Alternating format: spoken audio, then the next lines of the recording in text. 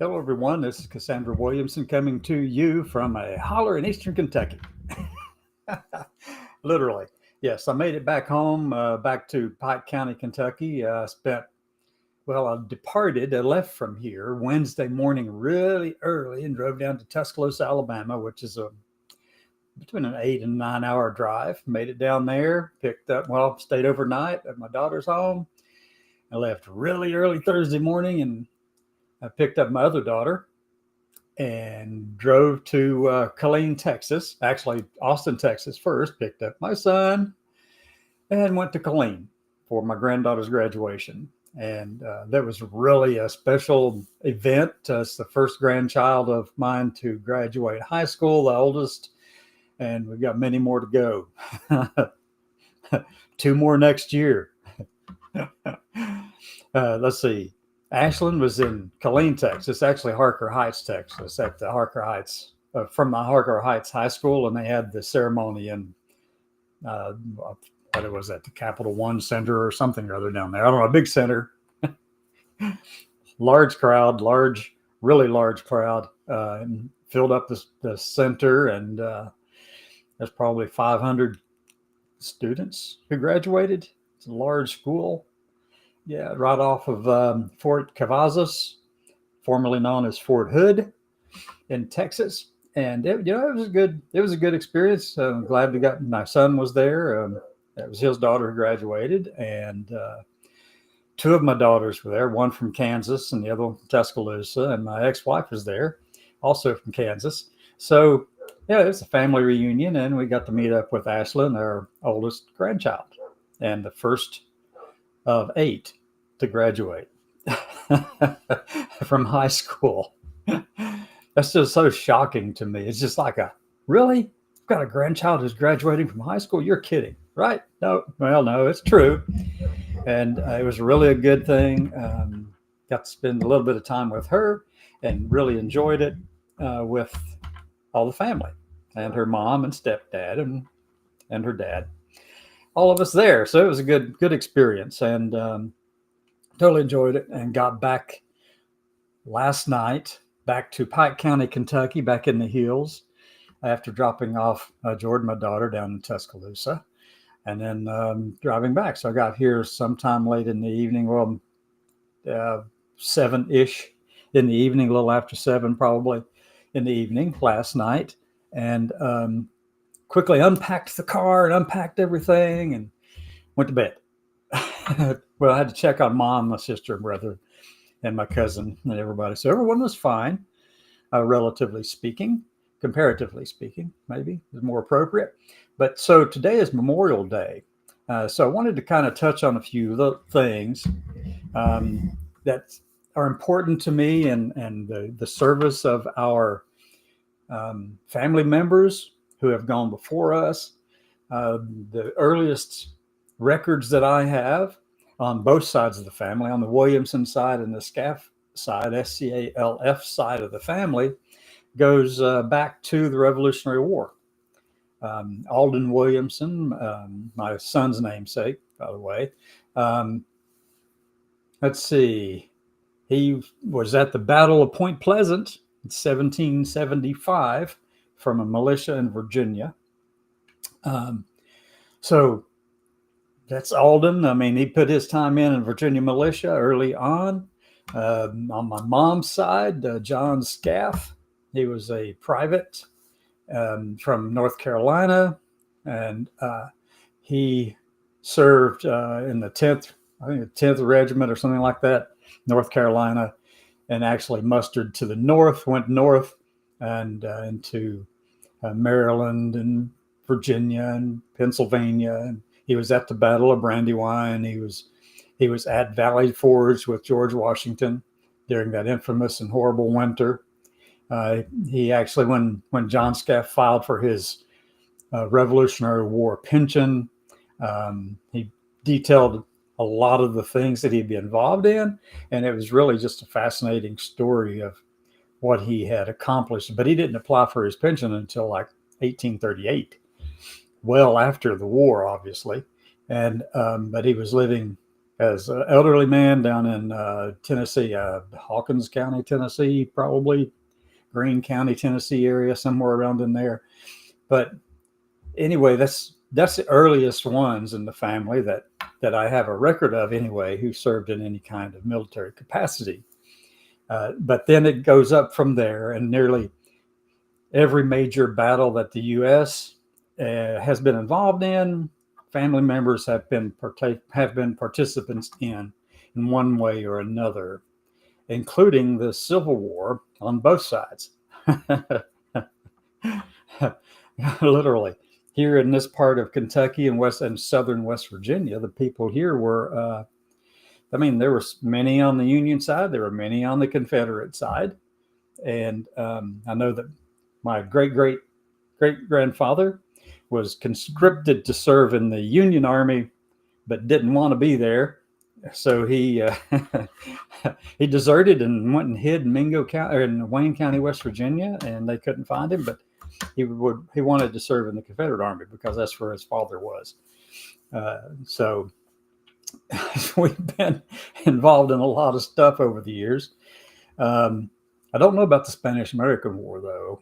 There's a possibility, but I don't think any of my direct line. Probably, most likely, there were some relatives on outside of the tree there who served in all those in that. But and then the next one that comes in line goes through a few who didn't serve, and then goes to my dad, who did serve, Willie Williamson. He served in the 1950s. Got out in I think it was December of 1956. But he was in the Philippines, and he built the platforms that they tested the atomic bombs on. And then they would take all of the senior leaders and the sailors and soldiers, for that matter. There were soldiers actually attached to troop carrier ships around these islands where they blew up the bombs on those platforms at different distances from the explosion. And the troop carrier ships, but Dad actually built the platform, and they put the bomb on there, and they blew the thing up. They would put him and his team and a bunch of others on planes and get them to swallow a dosimeter on a string. Can you imagine swallowing a dosimeter on a string so that it could be pulled back out? So they wanted to know how much radiation the human body was getting. The strange thing is, they were getting it through the skin of the aircraft. Alpha particles wouldn't make it through the skin of that aircraft, but the others would. But they wanted to know the impact of radiation on the human body. So, yeah. And they had a box of photographic plates. Dad told me about this. They would have a box of photographic plates and swallow that dosimeter, and then come back in and count the hits, knowing their body got hit too, and then they'd send all that stuff off. And Dad went with it sometimes over to Los Alamos in New Mexico from the Philippines. Phew. Yeah, Dad served. He passed away in 97 and born in 29. And so 1929 and 1997. He was a first-class steelworker in the Seabees, a construction battalion.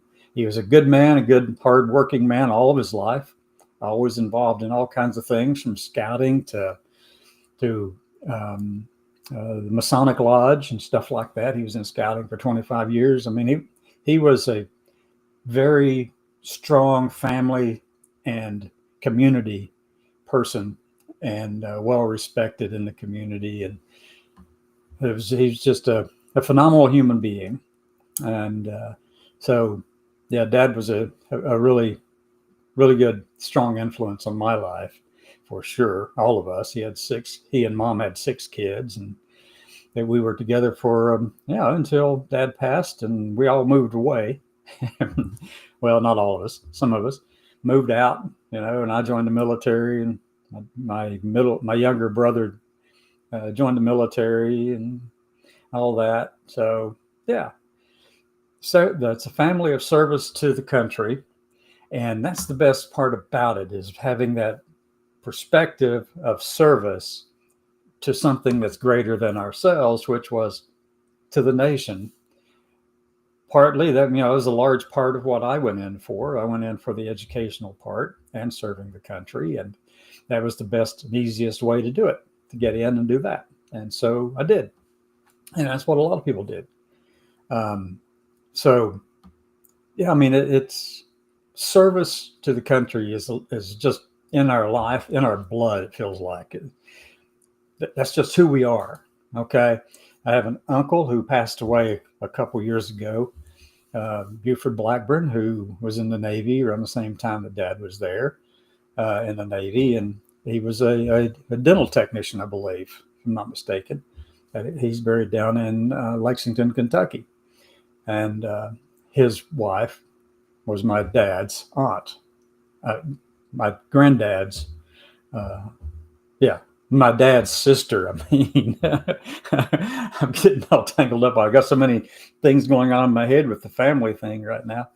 But anyway, so yeah, uh, we have a lifetime of service and generations of service to our country on all of our sides of the family, all of them, all of them. I mean, if you follow the Scaff line back, it goes to Revolutionary War. Follow the Williamson line back, it goes to Revolutionary War. You follow the female sides of those. Their families were involved in the military in some capacity or another. You can find them all over the country, and you can find them in North Carolina and Virginia and Tennessee and places like that. And so that's who we are, folks. And then to have someone get into office and say that the only reason you can't serve our country anymore is because of who you are is an absolute disgrace. It's an abomination. It's an affront to everything that we consider to be right and moral and just in this country. We all want to serve. We have a reason for serving. We want to do something for this thing that we call the United States of America, this bigger thing as a whole, but yet so many of us in this community that I'm a part of, I mean, we've been kicked out of the active duty military, denied services at VA, given a hard time at VA because of just who we are. No other reason than that. There's no medical justification. There's no intellectual justification. There's no moral justification.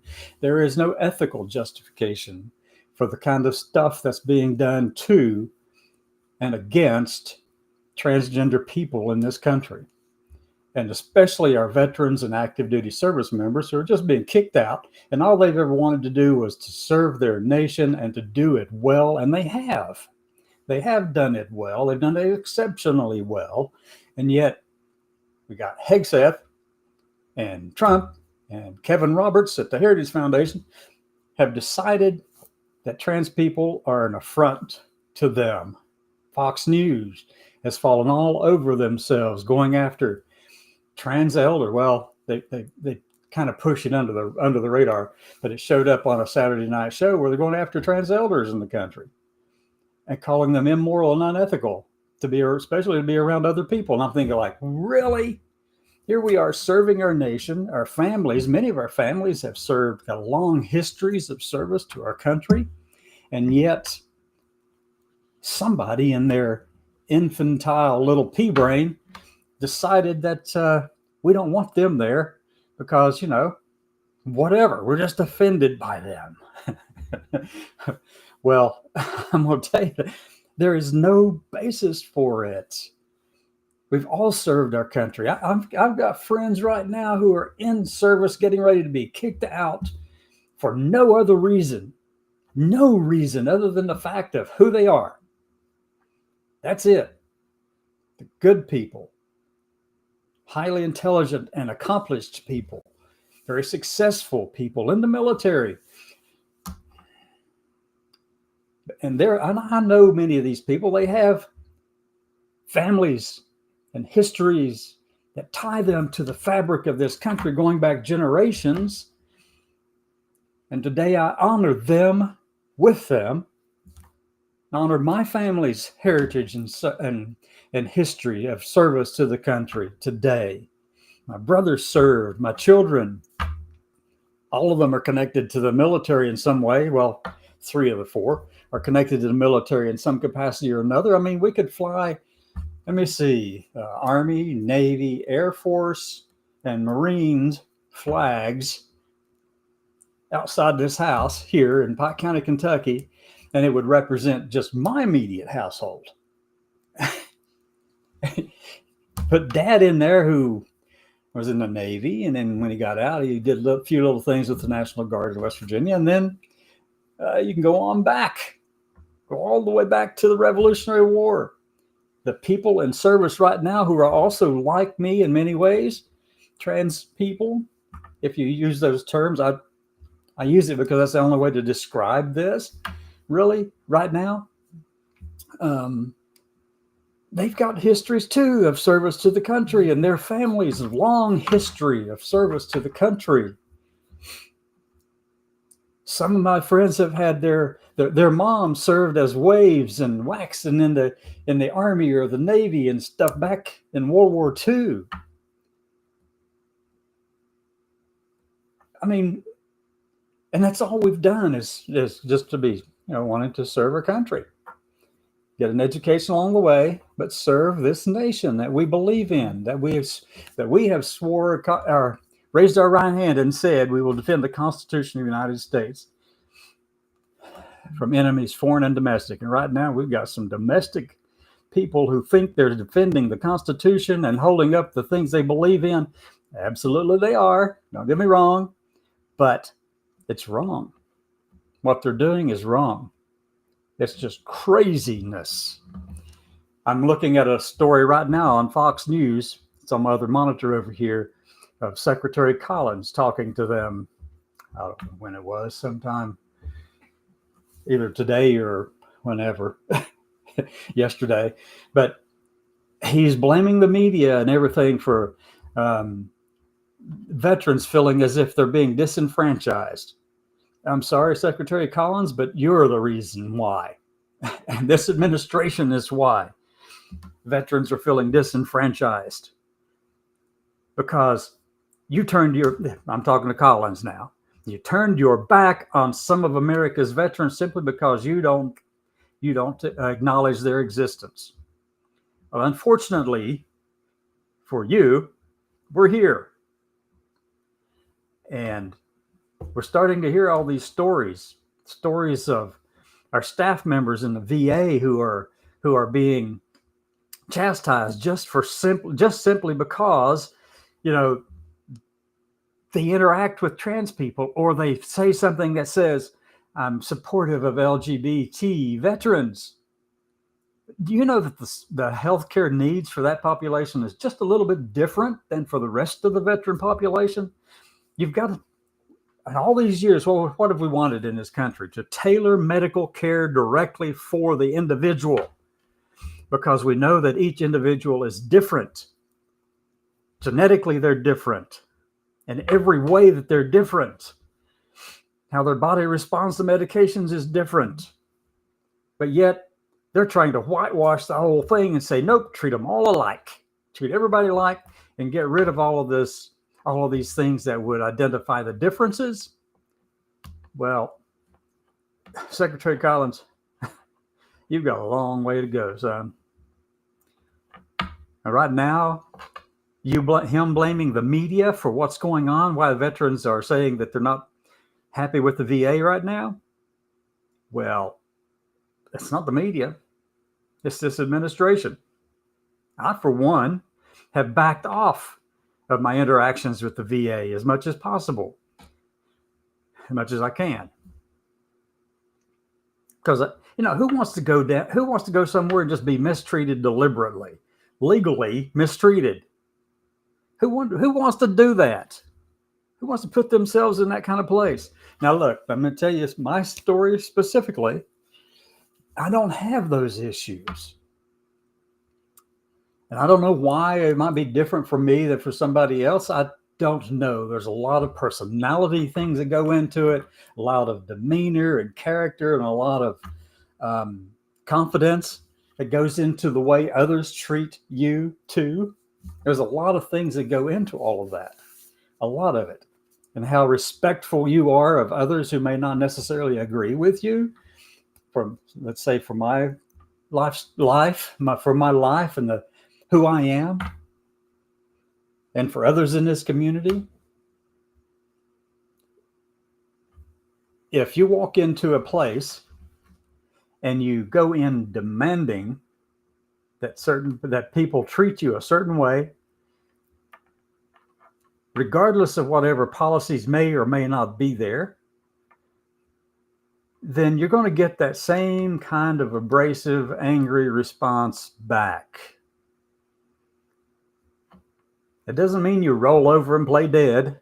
It doesn't mean you roll over and just say, here, hit me there, hit me here, hit me there, I can take it all. No, it doesn't mean that at all. What it means is you start out out of a place of respect for whomever you're engaging with and wherever you are, and then have the grace to let them catch up with you. That's what it's all about. That's what the service to our country is really all about, right? Thinking of things beyond ourselves. We don't make everything about us, do we? That's not what we're supposed to be doing. We're supposed to be doing this as a way to make it better for everyone. But if you're focused on self, you can't do that. If you're focused on yourself and making yourself feel good every time you interact with somebody who is different from you in whatever respect, if you're focused on that, then you're not living up to the expectations of that oath to the Constitution. If you're a veteran, you're placing yourself above the rest. And so much of what's going on in our community is that. It's performative. And we have been our own worst enemies in many cases. Doesn't mean that there are big problems on the outside that are challenging our existence. I can give you a couple of stories. On the way back home this past weekend, yesterday, my goodness, time flies. So I'm driving up from Tuscaloosa, Alabama. I left Sunday morning early, somewhere around there, and drive up through Chattanooga, and I go up 75, and I get on I-40, and right there's a big sign that says Trump Superstore right here. The Trump Superstore. It's right there on 40 and I-75 on Watt Road. Okay, a little service road off of Watt Road, off of I-40. And there was a sign down 75 that had mentioned this thing about the Trump Superstore coming up. So I was watching for it. So I pulled off on that exit, and I go across the bridge back over to the other side of 40, and then go out the service road, and I go to this place, and here it is, this big billboard that says Trump Superstore right here. Yep. In the parking lot of the store is this old armored truck. And on the side, it has Trump. And then there's this old, raggedy, beat up limousine. And it's got Trump. And then a picture of Trump on the driver's side. And then the building's got Trump territory or Trump something all over it there, Trump 2024, and Trump signs and dance signs. It's all over the place. Trump in there completely in this little building. And the first thing you do, I started videoing, recording a video clip. And I'm talking. I got my little microphone on. I'm talking away and carrying on all this. And I walk around to the main entrance to the building, and there's one little old tiny, looks like an outhouse on the side that says Democratic headquarters, and the door's locked shut. It's a little tiny thing over here, the outhouse. Yeah. And there's some saying on there. There's an image of it in my video clip. But then I walk into the store, and it's wall to wall Trump memorabilia. Wall to wall everywhere, pants and shirts and jackets and sweaters and flags and cups and this thing. See, I've got a lot of Trump family up here in Pike County, Kentucky. Okay, so yes, I did go ahead and buy some of it because I've they like Trump, and I just wanted to get them something from the Trump superstore. But got this, and I got a pair of short pants for my sister, who is a Trump fanatic, and for my brother, who is into Trump as well, and then got this for my sister Edna, who is also into Trump. So you can see, I don't know too many people who are not Trump here. So I got them some things just so they could have something as I drove by. But why would I do that? Because I'm thinking about them, even though I may disagree with something, the person in office or whatever, it doesn't mean that I don't stop thinking about other people. They like him and they respect him and they fight and defend their beliefs in him, and that's fine. That does not offend me in any way whatsoever. As a matter of fact, my sister and I have fun with it. She has a learning disability, but so whenever I gave her a pair of short pants that had Trump on it, it was just all smiles, and she's going, yay. But she and I, on occasion, she's got a hat that says Trump 2024, and so I'm going, come on, let's go. No. So we just have a good time with it, and and everyone laughs and carries on. And that's the way it ought to be, right? We shouldn't be out there just saying, if you're associated with that, we're going to have nothing to do with you. Really? Then you're part of the problem.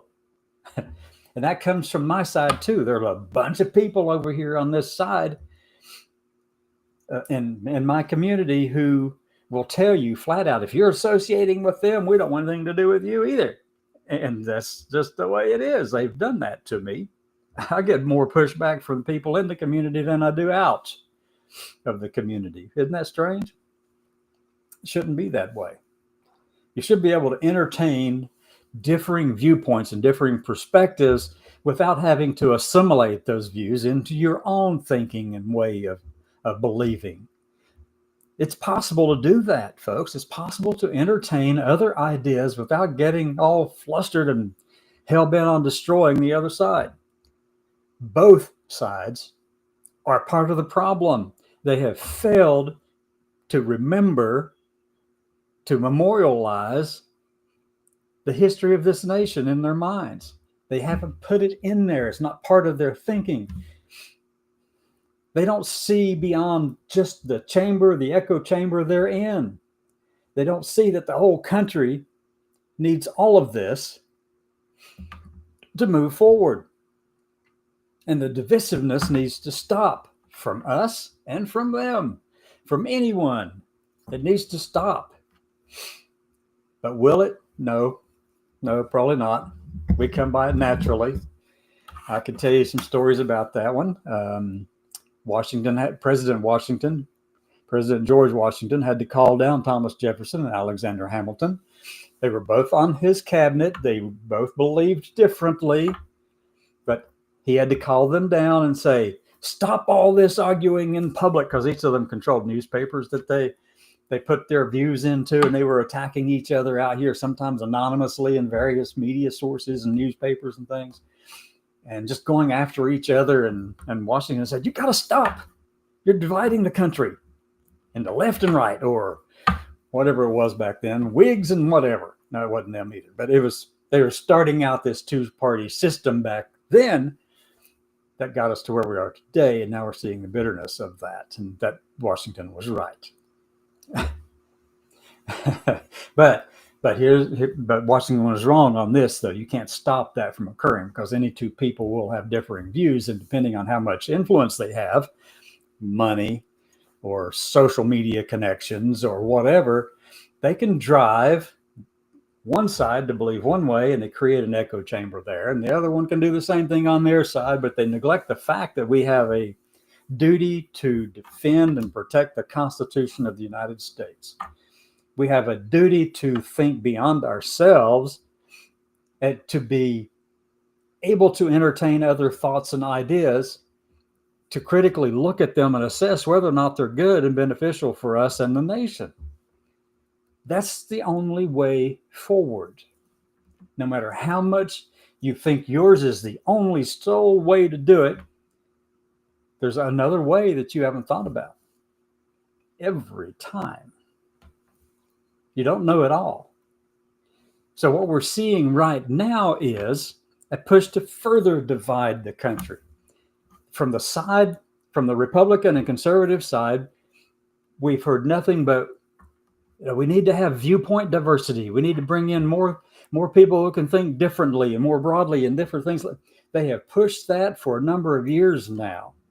But what do we get with this administration? Do we get that? No, we're back to the point of having ideological purity, as just as long as it's theirs, their views being taught and expressed in our academies, in our universities, in our military, across the board, going after nonprofits, going after everything and imposing their one way of looking at it, claiming that's the true and right way, when in fact, it's not.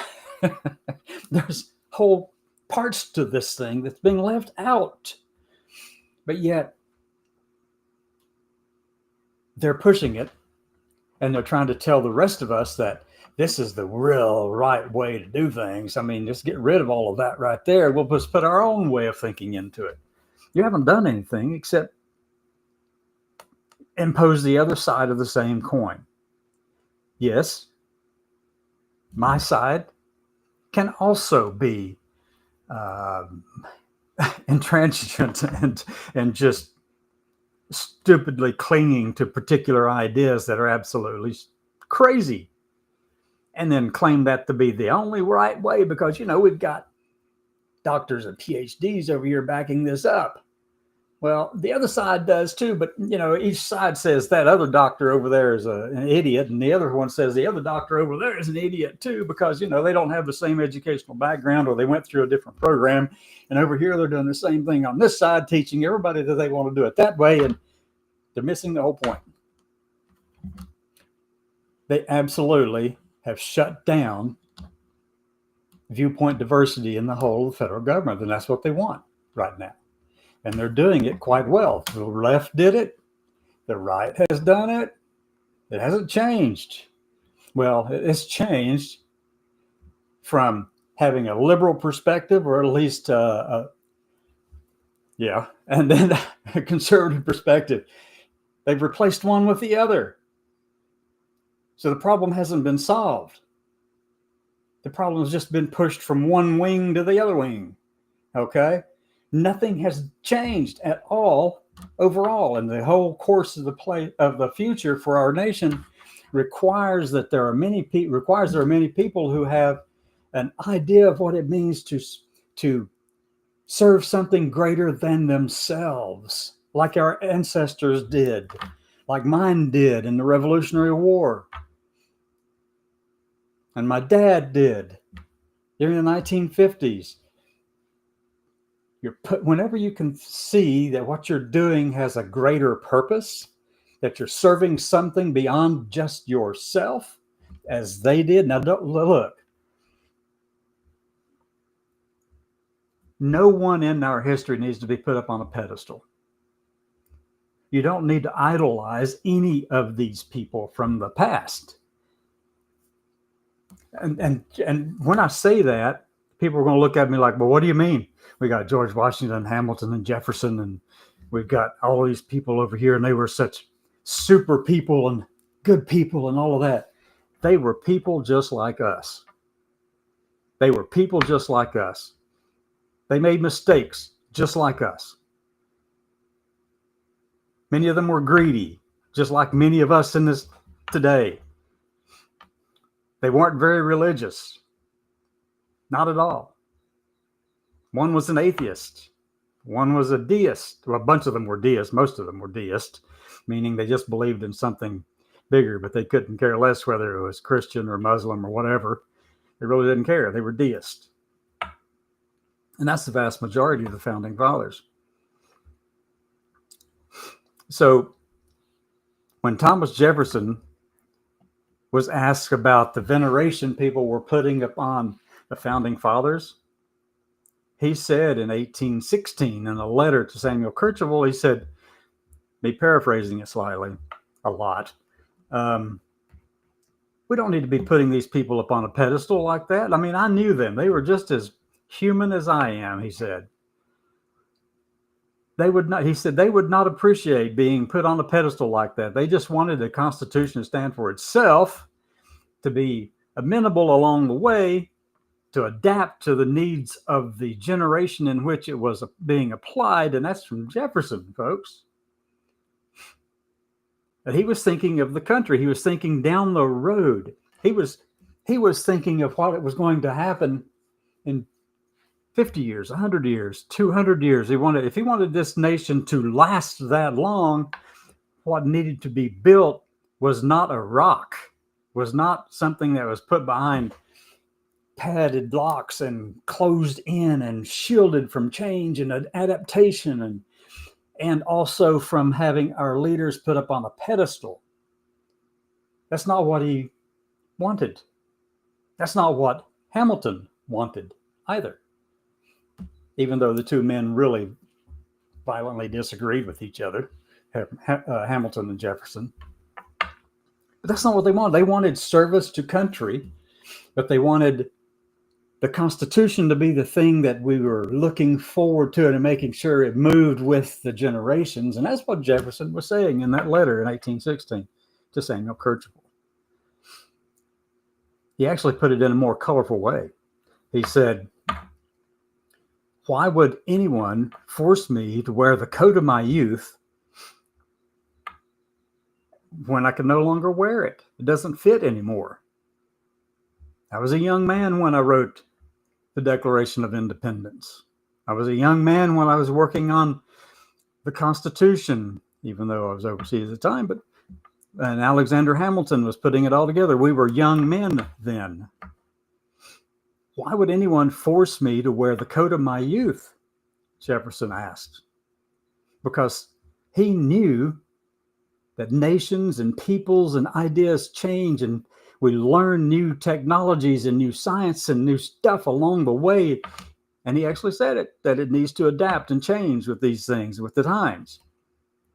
Not in haste, not quickly, but adapt over time and maybe even be refreshed every generation or so, talking about the Constitution. That's Jefferson. He was by no means a god or someone to be placed upon some big pedestal somewhere. He had his problems. I mean, just ask the Hemings family. George Washington had his problems, and he didn't cut down the cherry tree. I don't know if anybody told you that or not. That never happened. That was a propaganda piece. They did it then too. Ben Franklin, by the way, oh my God, that man was a lecherous old man who happened to believe in a letter written in 1754 in Albany, New York. He wrote that he didn't want the swarthy bunch of people coming over here to this country and blackening the whole continent. And then his little quote right after his little thing right after that was, because what would the Martians think if they look down here and see the whole of the continent all just swarthy blackness? But guess what? He wasn't talking about just Africans. That's Ben Franklin. He was talking about people of German, Italian, Polish, Russian, African, Italian, anyone not English. That's what he wrote that in a letter in 1754. While he was at there was some constitutional thing or something like that going on in 1754 for the state of New York. Okay, so all of these founding fathers had problems, but so do you. And so does the nation. The thing is, it's the ideal that we wish to be pushing forward toward. Our focus needs to be in that direction, towards something bigger than ourselves. And on the left and the right today, it's not that. It's me, me, me, me, me, me, me, me. What can I do? What can I do to advance the cause over here on this side? What can Kevin Roberts do to push his beliefs, his Christian nationalist beliefs on the rest of the nation? What can J.D. Vance do? And what can Pete Hegseth do? And here's one that Pete did yesterday, Sunday. I think it was yesterday. Might have been today even. I'm not sure exactly. But so he's restarted a monthly prayer thing inside the Pentagon. Christian nationalists, don't get me wrong, that's exactly what it is. He restarted it. Check out the news sources that's out there. But guess who he got as his first pastor? He wants a different pastor to come in every month and hold a little thing for the people in the Pentagon. Anybody think about that just for a second? Separation of church and state stuff. I mean, really, this is not the separation stuff. No. Anyway, the pastor he got to come in, and if somebody I've told this audience before, I've told you about before, from his little church down in Tennessee, an avowed Christian nationalist who believes that government is theirs to use, that they are over government, and that anyone else who disagrees with their beliefs, their Christian nationalist beliefs, has no place in the government. They believe that people who don't look like them, act like them, sound like them, have no place in government or society for that matter. So they're kicking them out of the military. They're trying to kick them out of society entirely, and they will not stop just by saying that this can't be done or that shouldn't be done that way. No, they are discussing in the Health and Human Services Department reinstituting the mental health institutions that have been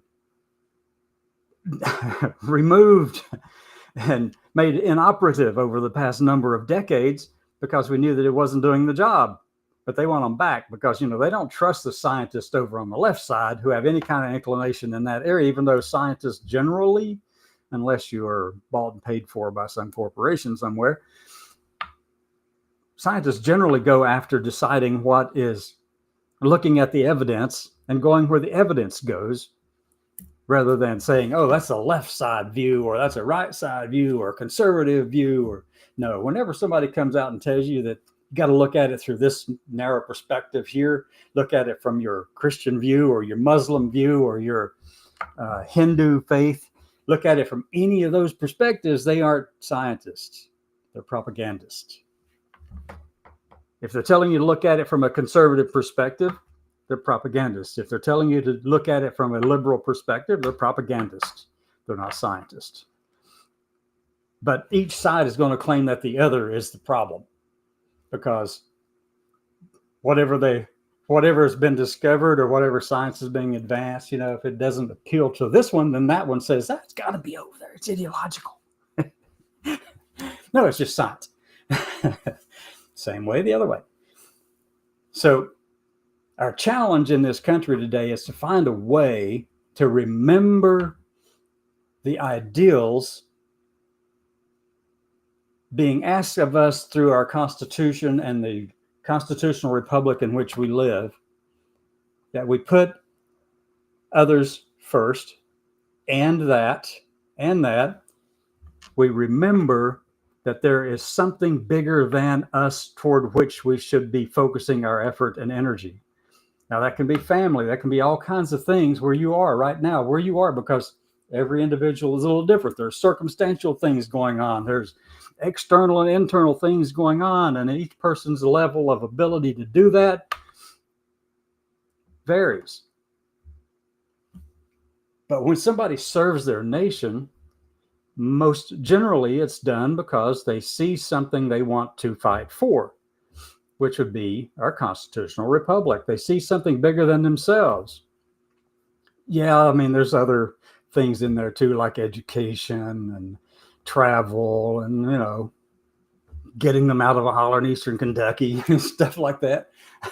All kinds of reasons that are all added together. But that's what we need to be focusing on. We don't need more of this ideological purity bullcrap that's coming out of the left or the right. It does not serve us well. So in honor of the military veterans in my family and in yours, I'm asking you to please think on a bigger scale. Don't just make everything in the world about you and what you can do just for you and your immediate house, but think of down the road. Be like Jefferson. Think down the road 50, 20, 30, 100 years.